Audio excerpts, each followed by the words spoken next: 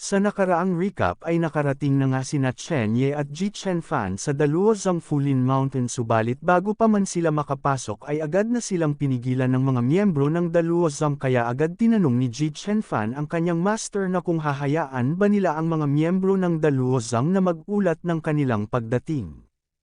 Subalit hindi pumayag si Chen Ye dahil ito ay napaka-troublesome, kaya binigyan uli ni Chen Ye si Ji Chenfan ng kanyang spiritual power na naging dahilan upang lumabas sa katawan ni Ji Chenfan ang God form nito. Nang makita naman ng mga miyembro ng Daluozang ang lumabas sa katawan ni Ji Chenfan ay napatulala ang mga ito dahil sa napakalakas na spiritual power fluctuations na nagmumula rito, kaya napapatanong sila na kung ano ito. Subalit makalipas ang ilang sandali ay tuluyan namang bumalik si Ji Chenfan sa sarili nito, at dahil sa nangyari kaya agad niyang tinanong ang kanyang master na kung ano yun. Subalit hindi ito sinagot ni Chen Ye at sinabi niya lamang na ipakita ang kanyang mga intensyon at hayaan ni Ji Chenfan na madama ang himala sa kanyang sarili. At dahil sa nangyari kaya napapatanong rin ang mga miyembro ng Daluozang na kung himala ba iyon. At hindi rin sila makapaniwala dahil ang nakita nila ay para lamang sa mga taong malakas sa itaas ng Heavens and Human Realm. Habang nagugulantang ang mga miyembro ng Daluozang sa nangyari ay meron namang biglang gumamit ng spiritual sense upang papasukin na sina Chen Ye at Ji Chenfan. Nang marinig naman ito ng mga miyembro ng Daluozang ay agad rin namang nilang nakilala na ito ay ang kanilang master. Kaya magalang na nilang sinabi sa dalawa na pumasok na ang mga ito. Habang patuloy sa paglalakad papasok ay agad namang tinanong ni Ji Chenfan ang kanyang master na kung ano ang ginawa ng kanyang master sa kanya dahil pakiramdam niya iyon ay napakahiwaga. Subalit sinabi lamang ni Chen Ye na malalaman ito ni Ji Chenfan kapag naabot na ng kanyang cultivation ang antas na iyon sa hinaharap. Nababahala ring tinanong ni Ji Chenfan ang kanyang master na kung bakit kailangan muna nilang pumunta sa Daluozang dahil hindi nagtagal ay nakipaglaban siya sa Daluozong sister, kaya tinanong niya na kung gusto ba ng kanyang master na kunin niya ang Qilok. Ipinaliwanag naman ni Chen Ye na ang Daluozang ay isa sa may pinakamaraming spiritual power sa 7 Qilok. Dagdag pa niya na ang kasalukuyang pinuno ng Daluozang ay ang tanging monghe na nasa antas ng Celestial Realm sa Human Emperor World at may maraming ring kaugnayan sa nakaraang Human Emperor, at ito ay sulit na makita. Hindi naman napigilan ang pagkamangha ni Ji Chenfan nang marinig nito na ang naabot pala ng head ng Daluozang ay ang Celestial Realm, kaya napapatanong siya na kung posible bang maabot ang antas na ito. Nang marinig ito kaya ipinaliwanag ni Chen Ye na ang pag-abot sa Celestial Realm ay isang kwalipikasyon lamang upang tumuntong sa Heavens, ngunit hindi ito nangangahulugan na kailangan na nitong umalis, kaya lamang may mga presyong babayaran at ang lahat ay kailangang gawin. Subalit hindi ito naiintindihan ni Ji Chenfan dahil parang walang problema ang kanyang master dito. Nang marinig ito kaya agad sinabi ni Chen Ye kay Ji Chenfan na ang kanyang master ang pinakamalakas at iba sa kanila. Makalipas ang ilang sandali pa ng paglalakad ay nakapasok na sina Chen Ye at Ji Chenfan at makikita sa kanilang harapan ang napakaraming mga disipulo ng Daluozang, at nang makita ng mga ito sina Chen Ye at Ji Chenfan ay agad rin naman nilang nalaman na sila ang sanhi ng malaking paggalaw ng Golden Phantom ngayon lamang. At nang makita rin ng mga ito ang disipulo ni Chen Ye ay agad rin naman nilang nalaman na ito ay ang ika-9 na prinsesa ng Xuanyuan Dynasty. Nang marinig naman ito ng iba kaya napapatanong rin ang mga disipulo ng Daluozang na kung siya ba ang nakatalo sa elder sister na nasa Human Emperor's ruins na nasa chismis na iyon. Nang marinig naman ni Ji Chenfan ang pinagsasabi ng mga miyembro ng Daluozang kaya agad niyang sinabi sa kanyang master na ang daming tao sa Daluozang at kung magsasama-sama ang mga ito ay hindi siya mananalo sa laban. Nang marinig ito kaya agad tinanong ni Chen Ye si Ji Chenfan na ano ang iniisip nito. Nang bigla na lamang natahimik si Ji Chenfan nang bigla itong may napansin. At makikita nga si Lian Han sa kanilang harapan na nagpapakita ng paggalang at nagsasabi kay Ji Chenfan na long time no see. Nang marinig naman ito ni Ji Chenfan kaya masaya rin niyang sinabi sa kanyang big sister na long time no see rin, at agad na ring sinabi ni Lian Han na ang kanilang master ay hinihintay na silang dalawa kaya sumama sila sa kanya. Nang marinig naman ito ni Ji Chen-fan ay agad rin naman niya itong naintindihan. Habang naglalakad ay sinusulyapan naman ni Lian Han si Ji Chen-fan dahil si Ji Chen-fan ay kakaabot lamang sa Spirit Sea Realm sa Human Emperor's Ruins. Ngunit ngayon ay naabot na nito ang tuktok ng Spirit Sea sa loob lamang ng ilang araw. Maliban pa rito ay mayroon ding spiritual power illusion na mukhang isang Diyos at ang bilis ng cultivation na ito ay masyadong nakakatakot. Kaya napapatanong si Lian Han na kung ito ba ang talento ng magiging future emperor. Makalipas ang ilang sandali ng paglalakad ay nakarating na sila sa kinaroroonan ng master ng Daluozang na si Luo Qingdian. Nang makita naman ng Daluozang master na si Luo Qingdian na nakarating na sina Chen Ye at Ji Chen-fan ay agad na siyang nakiusap kay Chen Ye na umupo ito at subukan rin ang kanyang bagong babad na green tea. Matapos makaupo ni Chen Ye ay agad na ring sinabi ng Daluozang master na si Luo Qingdian na tungkol sa kanilang dalawa ay naiintindihan na niya na ang susunod na henerasyon ay nakakatakot ang ika-9 na prinsesa o dapat ba niyang tawagin siyang emperador. Nang marinig ito kaya nahihiyang sinabi ni Ji Chen-fan sa Daluozang master na si Luo Qingdian na ang lahat na ito ay salamat sa kanyang master kaya maswerte lang siya. Habang binubuhusan ni Luo Qingdian ang tasa ni Chen Ye ng tsaa ay sinabi niya rin na sa loob lamang ng isang buwan ay kababago lamang ng mga meridian ni Ji Chen-fan at nakuha na nito ang inheritance ng Human Emperor gamit lamang ang cultivation base ng Mortal Realm. At ngayon si Ji Chen-fan ay nasa tugatog na ng Spirit Sea Realm kaya hindi pagmamalabas para sa kanya na sabihin na ito ay isang himala, kaya tinanong niya si Chen Ye na kung ano sa tingin niya. Nang marinig naman ni Ji Chen-fan ang mga sinabi ng master ng Daluozang kaya agad niyang binanggit ang salitang master, subalit habang hindi pa nagsisimula si Ji Chen-fan sa sasabihin nito ay agad nang sinabi ni Chen Ye na ang tsaa na ito ay masarap. At agad na ring sinabi ni Ji Chen-fan sa master ng Daluozang na sa pagkakataong ito ang kanyang master at siya ay pumunta sa Daluozang ay para. Habang hindi pa natatapos si Ji Chen-fan sa sasabihin nito ay agad na itong pinatigil ng master ng Daluozang na si Luo Qingdian dahil alam niya kung ano ang gusto ni Ji Chen-fan dahil nandito si Ji Chen-fan para kunin ang Qilok ng kanilang Daluozang, kaya tinanong niya na kung tama ba siya. Ngunit tinanong niya rin na kung alam ba ni Ji Chen-fan na kung ano ang ibig sabihin ng Qilok sa isang sekta. Dahil kapag nadala na ni Ji Chen-fan ang Qilok na nasa kanilang Fulin Mountain ay nangangahulugan na ang kanilang spiritual chi supply ng kanilang Daluozang ay bibigyan ng prioridad ang Human Emperor.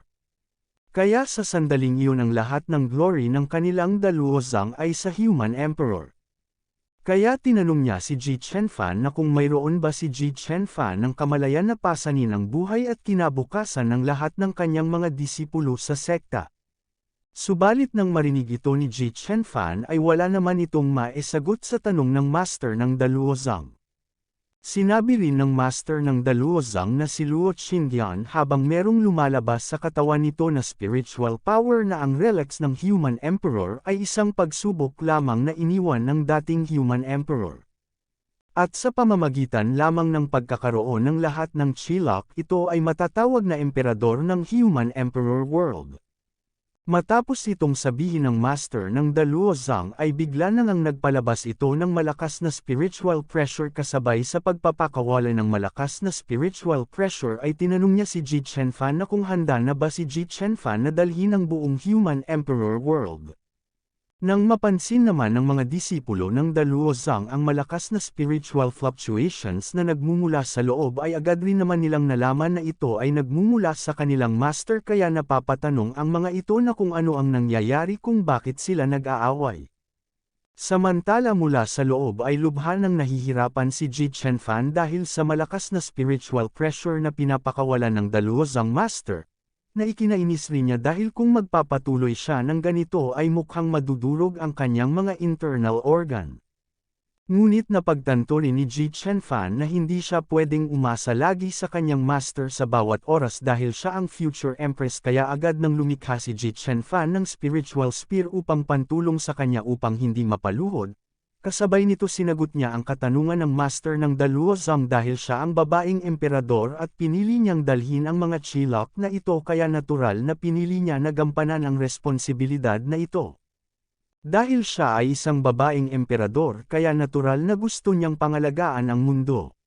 Matapos itong sabihin ni Ji Chen-fan ay agad na rin siyang nagpakawala ng kanya rin itong spiritual power sa kanyang buong katawan na naging dahilan upang magsalpukan ang mga spiritual power ng magkabilang panig na naging dahilan rin upang lumikha ito ng malakas na spiritual fluctuations. At dahil rito kaya napapatanong si Elder Luo Zongfang na kung bakit ang espada na tinatakan ng kanilang master sa loob ng maraming taon ay lumabas sa pagkakataong ito.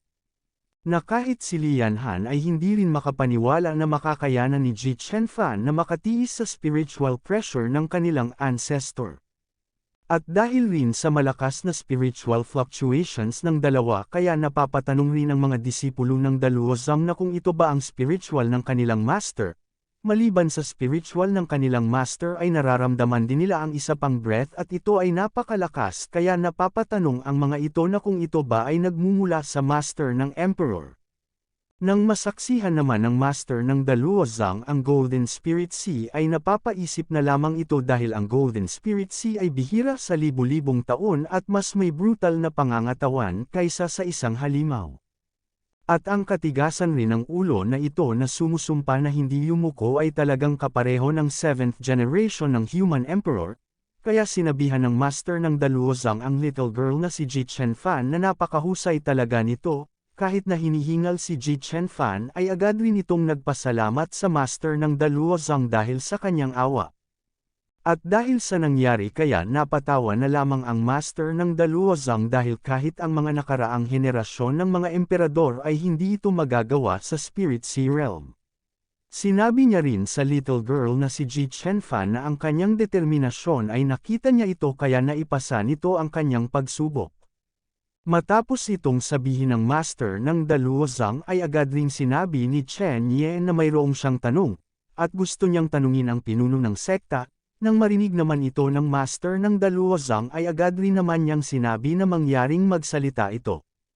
Nang marinig rin ito kaya sinimulan na rin ni Chen Ye ang pagtatanong ngunit sinabi niya muna na kung patuloy ang master ng Daluozang na manatili sa Human Emperor World pagkatapos ng Celestial Realm ay hindi na mapapabuti ang antas ng kanyang cultivation at unti-unting tatanda rin ang kanyang katawan, kaya tinanong ni Chen Ye na kung para saan ito.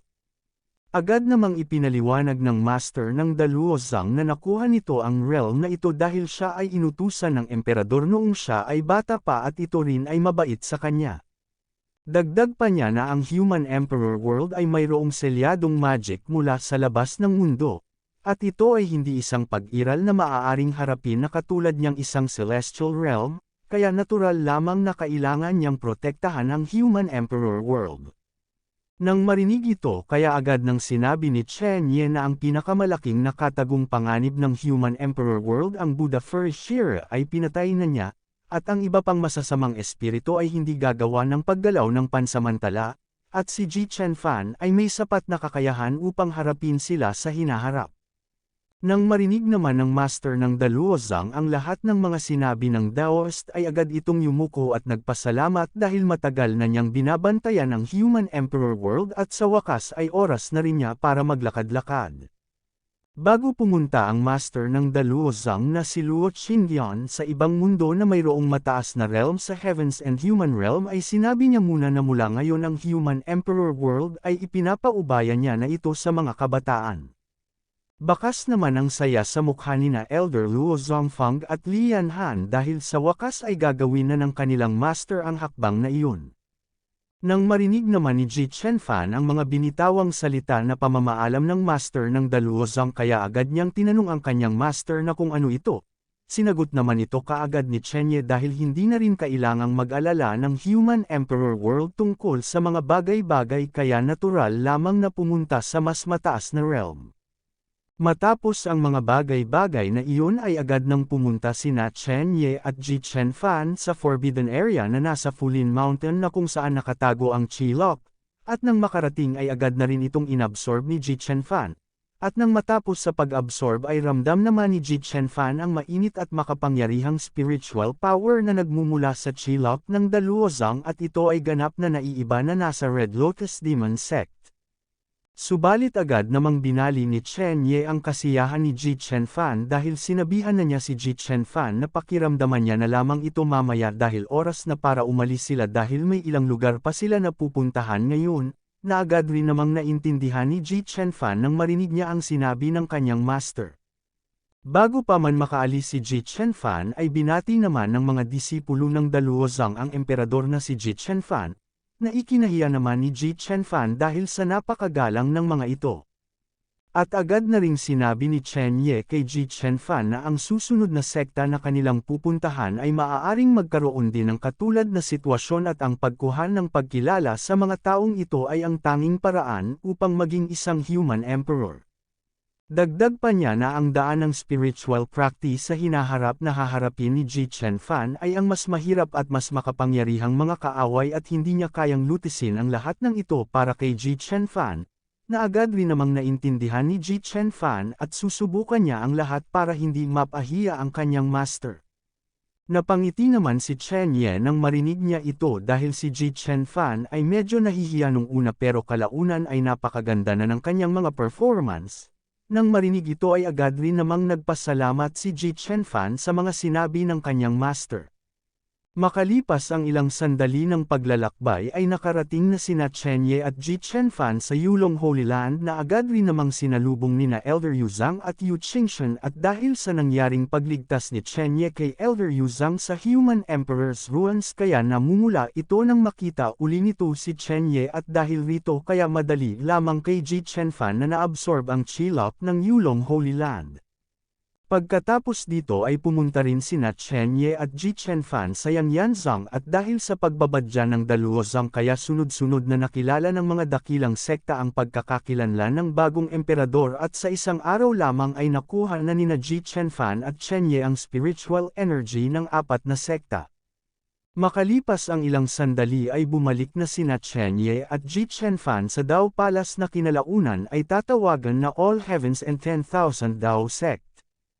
At agad ipinahayag ni Chen Ye sa mga manunood ni Ben taga recap na ngayon ang apat na spiritual chilok ay naabsorb na ni Ji Chen-fan kasama ng mga Daoist scriptures kaya marahil ay hindi mahirap para kay Ji Chen-fan na makalusot at oras na rin para ibigay kay Ji Chen-fan ang mga bagay na kinuha ni Chen Ye sa Human Emperor Ruins. Kaya ang susunod ay hihintayin na lamang ni Chen Ye si Ji Chen-fan na makalusot sa Soul Realm. Samantala sa loob ng main hall ng Dao Palace makikita si Ji Chen-fan na abalang nagko-cultivate. Ilang saglit pa ay bigla na lamang lumiwanag ang mga mata ni Ji Chen-fan na nangangahulugang malapit na nitong makamit ang Soul Realm kaya inipon ni Ji Chen-fan ang lahat ng spiritual energy na nasa kanyang paligid upang mapunan nito ang kinakailangan niyang spiritual energy. At nang matapos ay hindi inaasahan ni Ji Chen-fan na napakadali lamang niyang makalusot sa Soul Realm, na ikinamanghari niya dahil ang mga unique techniques ng kanyang master at blessing ng Chilok ay talagang kamangha-mangha. Nang mapansin naman ito ni Chen Ye kaya agad niyang tinanong si Ji Chen-fan na kung naka-breakthrough ba siya ng maayos. Masaya namang sinagot ni Ji Chen-fan ang tanong ng kanyang master na nakalusot na siya sa Soul Realm. Agad rin namang nirepaso ni Chen Ye ang kalagayan ni Ji Chen-fan at nalaman niya na ang kaluluwa ay pinipigilan at ang ningning ay matatag. Ito ay ang perpektong kaluluwa, at ito ay magtatagal. Matapos itong sabihin ni Chen Ye ay meron namang biglang napansin si Ji Chen-fan kaya tinanong niya ang kanyang master na kung ano ang mga kumikinang na kanyang nakikita. Agad namang ipinahiwatig ni Chen Ye kay Ji Chen-fan na naisip niya ito na hindi problema na palaging ginagamit ni Ji Chen-fan ang kanya nitong spiritual power para gayahin ang isang sandata kaya oras na para ipasa sa kanya ang dalawang bagay na ito. Nang marinig ito ni Ji Chen-fan kaya lubos ang pananibik nito dahil sa wakas ay tuturuan na siya ng kanyang master ng mga bagong pamamaraan para sa mga armas. Ilang saglit pa ay ibinigay na ni Chen Ye kay Ji Chen-fan ang Human Emperor Spear at weapon literature na lubos namang ikinatuwa ni Ji Chen-fan nang makuha niya rin ang mga ito. At agad ring tinanong ni Ji Chen-fan ang kanyang master upang kumpirmahin na kung ito ba ay isang armas na iniwan ng emperador. Napapatanong rin siya na kung bakit hindi niya ito mahanap sa oras na iyon, na agad rin namang sinagot ni Chen Ye dahil ang unang gawain ni Ji Chen-fan ay makuha ang Emperor's Inheritance. Dagdag pa niya na pumili lamang siya ng ilang disente ng random at pinanatili ang mga ito hanggang sa sapat na ang realm ni Ji Chenfan para magamit ito. Pahabol pa niya na bibigyan niya lamang si Ji Chenfan ng 3 araw, at maaaring pagsamahin ni Ji Chenfan ang Daoist Scriptures, Spear at Emperor Seal upang patatagin ang kanyang cultivation na Soul Realm. At pagkalipas ng 3 araw ay magkakaroon ng laban si Ji Chenfan na naghihintay sa kanya, na ipinagtaka naman ni Ji Chenfan nang marinig niya ito. At upang hindi na mapapaisip pa si Ji Chenfan kaya agad nang ipinahiwatig ni Chen Ye na sa mga nanakit kay Ji Chenfan si Zihe ay nalutas na, ngunit may isa pang bagay na kailangan lutisin ni Ji Chenfan ng mag-isa. Nang marinig ito kaya tinanong ni Ji Chenfan ang kanyang master na kung ang tinutukoy ba niya ay ang Baiyu Jing, na agad rin namang sinagot ni Chen Ye na tama iyon, kaya kailangan itong maghanda ng mabuti. Makalipas ang 3 araw ay pumunta na sina Chen Ye at Ji Chenfan sa Baiyu Jing Yuya Mountain, kaya agad pinaalalahanan ni Chen Ye si Ji Chenfan na ang labanan na ito ay iba sa pagsubok ng Daluozang at maaaring mapanganib ito pero hindi pa rin siya kikilos. Na agad rin namang naintindihan ni Ji Chenfan dahil ito ay ang labanan ng ika-9 na prinsesa ng dinastiyang Xuanyuan at ito rin ang laban ng emperador kaya ito ay kanyang sariling laban. Matapos itong sabihin ni Ji Chenfan ay agad na siyang bumaba sa likuran ni Xiaoqing upang harapin ang Baiyu Jing at makikita ang napakaraming miyembro ng Baiyu Jing sa harapan ni Ji Chenfan na parang alam na nila kung kailan darating si Ji Chenfan. Subalit sa hindi inaasahan ay binati ng master ng Baiyu Jing na si Shen Han ang pagdating ni Ji Chenfan sa kanilang lugar kaya tinanong ni Ji Chenfan ang mga ito na kung ano ang ginagawa ng mga ito. Nang marinig ng master ng Baiyu Jing na si Shen Han at ng mga miyembro ng mga ito ang tanong ni Ji Chenfan kaya agad nagsiluhod ang mga ito dahil ang kanilang Baiyu Jing ay nilinlang at na-offended ang emperador at ang lahat ay dahil sa master ng Baiyu Jing na kawalan ng disiplina. Dagdag pa ng master ng Baiyu Jing na si Shen Han na ngayong nakilala na ng lahat ng malalaking sekta ang emperador kaya nakiusap ito sa emperador na sana ay mabigyan rin ang kanilang Baiyu Jing ng pagkakataon at mula ngayon ay igag-alang na ng kanilang Baiyu Jing ang emperador at gagawin ang pinakamahusay. At upang maipakita ang kanilang katapatan kaya inilabas ng Baiyu Jing sect ang kayamanan ng kanilang Yuya Mountain na Chilok at umaasa ang master ng Baiyu Jing na hindi na maaalala ng emperador ang nakaraang kontrabida.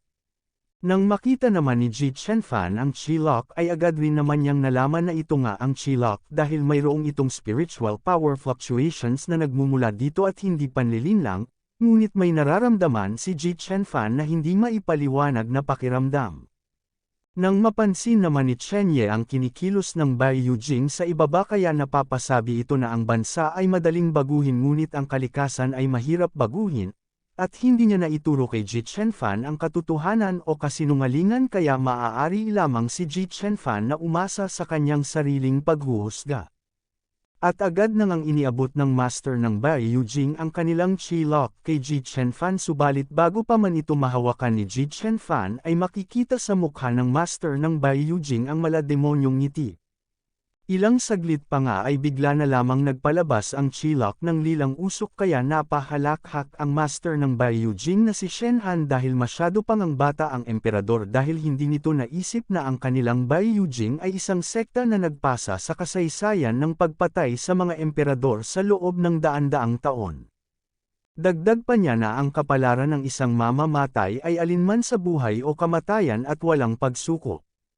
Pahabol pa niya na ang soul-breaking smoke na na-refine ng Chilok ay orihinal na inihanda para sa misteryosong Daoist priest, at natural lamang na harapin ang isang kontrabida ngunit ito ang pinakamagandang usok, na kahit si Mingyu ay napapasabi rin na kahit kaunting langhap lamang sa soul-breaking smoke kahit gaano man kalakas ang cultivation base ay haarangin nito ang spiritual power sa buong katawan kaya ito ay talagang medyo walang silbi upang gamitin sa babaeng ito.